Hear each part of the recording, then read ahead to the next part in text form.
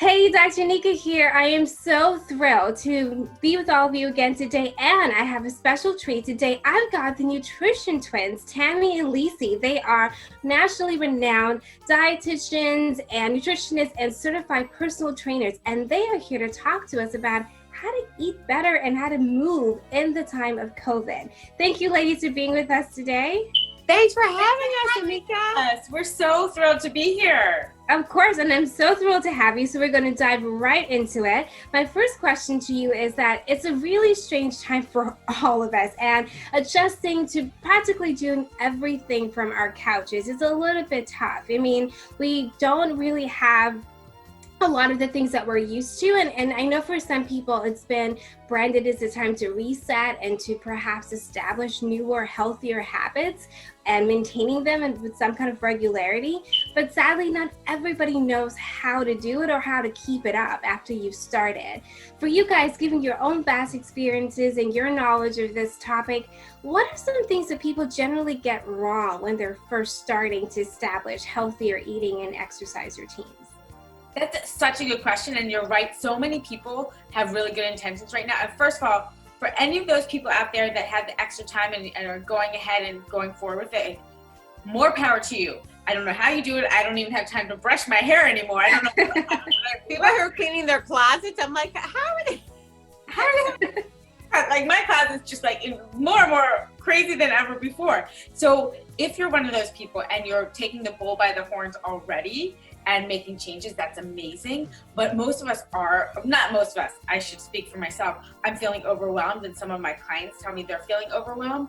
And what we find, whether or not you're overwhelmed or whether or not you can grab the bull by the horns and go for it, most people for long-term success make the wrong mistake right out of the get-go. They go hardcore and they think that they only have to, like, the only way for them to be successful is to go like almost like all or none mentality.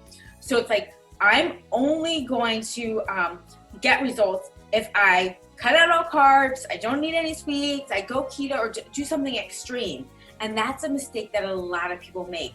And in the meantime, the real truth is that small changes in daily habits, they make a big difference in health. And we have a lot of weight loss clients, and most people want to tone up before summertime. And they say, well, does it really make a difference if I, am more conscious of using less butter or less oil? And those changes can really cause a lot of results for people. So it's a small steps and small daily habits make a big change. So if you are someone that's overwhelmed and you're like, I can't go keto right now, it's just too much for me, I can't cook every night, the small changes, those things equal the big results. So for a lot of people that are feeling like they might have to go hardcore, they don't. And that's always so amazing. And that's one of the things we help our clients with, to see like, oh my gosh, these small changes, if I just, tweak those things, that gets the ball rolling and gets me results. And so Absolutely. I think that the biggest mistakes people are making are, first of all, they're either going so hardcore, like, so that then they can't keep up with their expectations, or as Lee said, they're kind of like completely overwhelmed and they're throwing their hands in the air and they're just like, then I'm not going to try at all, I'm just going to give up. If I can't go to the gym, then I'll just sit here on the couch all day. So I think it's the two extremes, like, well, they go hardcore and then they can't keep up and then they fall off track, or they're feeling like, okay, I'm not going to do anything at all, I just can't. Exactly. So it's those two are the mistakes I think that we're seeing. It makes so much sense, right? Because I think a lot of people get ambitious and you start off thinking, I'm gonna this is gonna kind of like a New Year's resolution. I'm gonna start, I'm gonna do it, and then you burn out. And that's kind of the message I'm hearing you say. When you go too hard, too fast, you burn out. So kind of slow and steady, right? Yes, exactly. And that moderate attitude. And I have to confess, Tim and I had both been gym rats our entire life, like since we were 8. We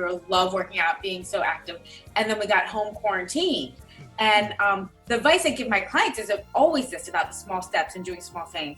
And then I'm stuck at home like, well, is it really going to make a difference if I just do push-ups? Like, is it really make a difference? And anyone in the right mind would be like, of course, doing push-ups or not doing push-ups, what do you think is going to be better for you? And I'm like, push-ups? Like, I mean, if I'm just going to do push-ups, I might as well just like forget about it all, just push-ups. But it's that, like, it's been that adjustment period, and it's been fine. It's been fine for me to working out my things, but I even have that mentality, and I know better, and then it's been a relief, I have to say. Well, I think it makes the rest of us feel better knowing that a personal trainer also has moments of having to stop and go back. And we love to work out. We love to work but out. I was like, what's the point if I'm just doing push-ups? If I'm just doing like abs on the floor, like forget it, And meantime, that's all the time. Great. That's great.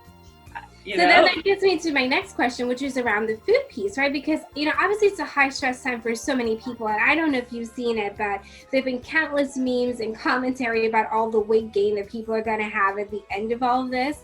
And, I think there's a time to kind of reach for whatever, feels good, or that kind of comfort food, even if it's not the most healthy to consume, but people kind of go for it. For you though, what would you recommend as some go-to snacks or meal ideas perhaps that people could reach for that gives some yummy goodness but does not sacrifice health?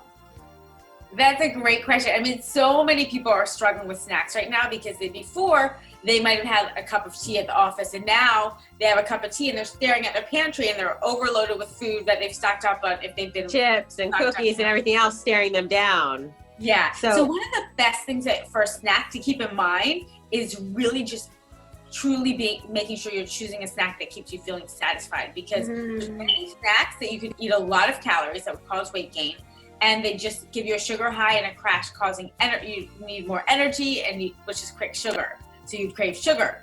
And then there's some that just aren't, like chips even, they're light, they're light and they don't fill you up, so it's not satisfying. You can eat a whole bag and still want more. So the key to finding a satisfying snack that's also yummy, we'll first cover the satisfying, you really want it to have some fiber and some protein. Okay. I always say that's the magical combination, the fiber and the protein. It slows down digestion, and so it keeps you feeling satisfied, as if instead if you were just to have a carbohydrate by itself, you get an energy high, and then also it wouldn't keep you full very long. It digests very quickly. So the combination of the protein and the fiber really helps you to feel satisfied. So Tammy, just to clarify what you were saying, because I think it might have been a little confusing.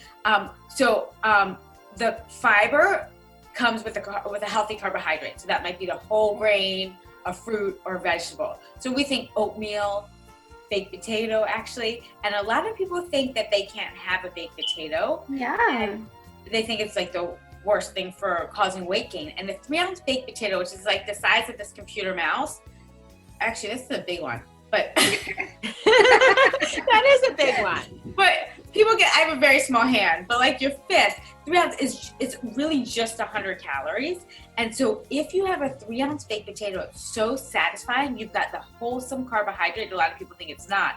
It's just usually when it's fried in a potato chip or French fried form, then it's baked potatoes are one of the best sources of potassium, and they're so satisfying. And it's actually been studied scientifically to keep you very full. So, and very satisfied. So it's the most satisfying. It's kind of out of the box to think of it that way, but a baked potato, so that would be the fibrous carbohydrate. And then you could add a little non-fat ricotta cheese for the protein. So that would be a good combination. Then the creamy of the cottage cheese might be, and the baked potato is a bit of a comfort food. So it's also good right now. Right, but Tammy was saying the protein helps to keep that energy boost more stable and elongated. So first you have the carbohydrate you digest more quickly, but you make sure you choose one that's healthy with fiber, like fruits, vegetables, and whole grain, and that gives you a longer boost. Then you put protein in it, which takes longer to digest, and that stabilizes your blood sugar and makes it go longer. So you won't get hungry soon, and you won't get the crash in blood sugar. So Charles, what we're gonna say. That's so good. That's really, and again, I think what you're saying also is just this, the combinations matter, right? Like I think so often, at least I know I can do this when I think about healthy foods, I just think about, okay, get this one thing, but the idea of bridging things together can really create really healthy snacks. Right, so a couple other ideas would maybe be like a Greek yogurt, which is your protein source, and then throw some blueberries in, which are the fiber, and then you get the added antioxidants, things like that. And for vegans, they always wonder, about protein.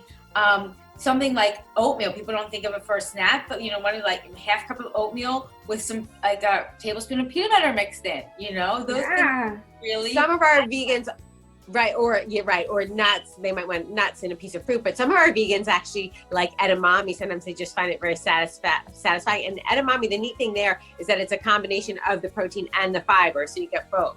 Yes, So beans good. are that way too. So like if you think of like chickpeas or any beans, so like even a 3-bean salad, not that people are thinking to turn into that for a snack, but even that way too. Now hummus is interesting because it does have a lot of added fat, so the calories can add up quickly before you get the protein. We will say that fat has a satisfaction to it too, but you want to choose a healthy fat like an avocado or nuts. And versus the peanut, like versus the protein, like it could be a substitute for protein. What I will say is that I've noticed with my clients for sure, some people will find that 2 teaspoons of peanut butter will tide them over amazingly, where some people really need a different protein source, like the egg, like yogurt or something, or the beans or something. But like it's very specific. People will find out very soon. Some people find that they love for a snack, like a whole grain, one of those toasty crackers with a little avocado on it. And avocado can sub in for the protein for some people. For some people, it doesn't keep them satisfied as long. So that's something you'd want to test. And then they put a little tomato on it or something like that. But the avocado is having its heyday and it's so good for you. So if it satisfies you, test it and see. You should. And I have this running joke where I say avocado is my love language. So I am 1000% endorsing. I love it. That's so cool. That's awesome. It's your love language. I speak your love language. You Me do. too. Thank you so much. So, given the fact that due to the pandemic, like you were just saying, gyms are closed, right? And a lot of our daily commutes are practically non-existent, and a lot of the excuses to sort of move has sort of gone down quite a bit in this time. So for you guys, what are some ways that people can perhaps incorporate more working out, more ways of staying active, even while stuck in their homes? Well, we've had a lot of clients who have had a hard time getting motivated. As we said in the beginning, we were too. Some of our clients had to start slowly, and they're like, I just need a goal. Just give me something really small to work on. So I said, well, what are you doing? And they're like, well, I'm watching some of my favorite TV shows. I'm binging on them. And I said, okay, well, can you just do jumping jacks during the commercials? And they're like, well, I usually fast forward through those, but I guess so. So instead they're watching the commercials and doing the jumping jacks. So, and that's, a great place to start, depending on where you are. And, if you need to get motivated. Some of our clients are using apps, and they're having a great time with that. There's so many great apps out there nowadays that, that you can really work out along with. Others of them are in their building. We're here in New York City where they're like, I'm trapped in my apartment. I don't know what to do. And they're like, I said, how high is your building? You're like, well, there's 17 floors. I said, well, can you walk the steps? And so they've been doing that. So if you have that kind of option. Others of our clients from across the country, we see a lot of virtual clients, they're able to get outside. In New York City, you can go outside, but it's a little harder because you have to wear a mask and you can get close to people. So it's a little more challenging. But some of our clients who can go outside, they just go outside for a walk or a jog, and they just, that's their daily break from work or from whatever they're doing. And they actually really appreciate it and enjoy it. That's so fun. I know, I love being able to just take a walk outside, and I find I can walk for so many more miles if I attempt to jog or run for a bit. So that's definitely, again, an invitation that feels a lot more doable. Yeah. Sometimes people are feeling really tired and they don't, they're like, I can't motivate to run, but motivate to walk. Still get their heart pumping, still get the blood flowing. If you're looking to lose weight, it's still going to burn some calories. It can be a really great form of getting activity.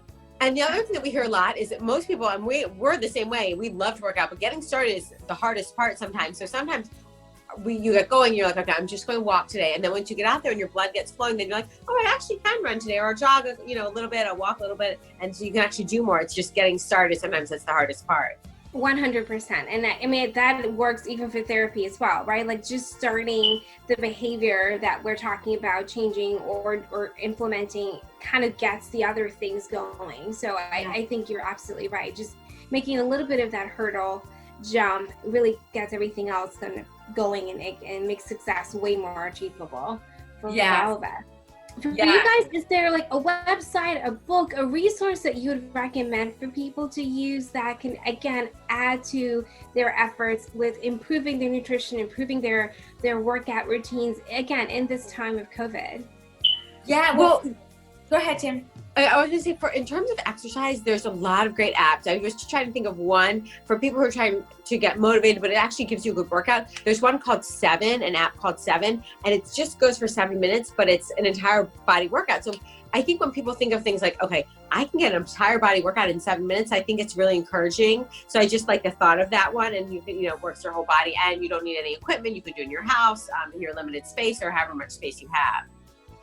Yeah, that's a good one for exercise. Yeah, that's great. Great. I would also say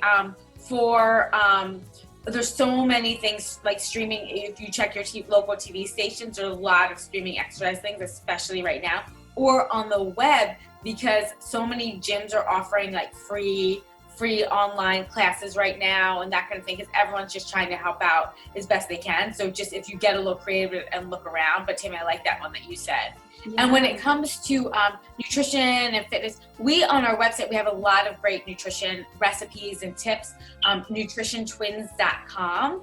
And we also have a giveaway there that helps you to learn how to eat out and eat foods that you really like while getting more fit. So people always think, oh, how do I eat out and enjoy the foods that I really love? Yeah. And it helps you to do that. So you can sign up for that and you get a little download about like how you eat pasta and still continue on your healthy goals and eat your brownies and that kind of thing.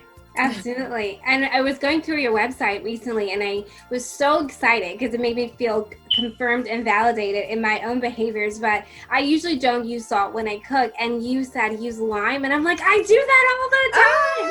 That's amazing. Congratulations. That's so good. That is so great. So again, I'm here to testify. Go to their site. You will not regret it. At the very least, it'll make you feel good about what you're already doing. Thank you so much. So as we wrap up today, for you guys, if you could say in 5 words or less something that people again should keep in mind about their health, about nutrition, about exercising in this time, what would you say to them? 5 words is tricky. Oh, I already used them. Do you have yours? I have one. I do. I wonder what you're going to say. We didn't talk. Usually we talk about these things first, but we didn't today. I was just going to say, just do your best. That's in 4, because it's such a trying time for all of us. We can only take in so much. Just put forth your best effort, and whatever you can do, you can do. Don't make unrealistic expectations. Say, I'm going to try to get greens in today. I'm going to try to get a vegetable or fruit with most of my meals, or something like that. Just small steps. So just do your best. That leads me into mine. Small habits equal big results. Small big results. You made it. Barely. I had to play around with it a little bit. But those are good. So do your best and go for small, trusting that it will lead to big results. And I think that they work perfectly in tandem with each other. For you guys, as we come to the end, how can people find you? If they want to get to know you, work with you, perhaps just follow some of the things that you're doing, how can they do that?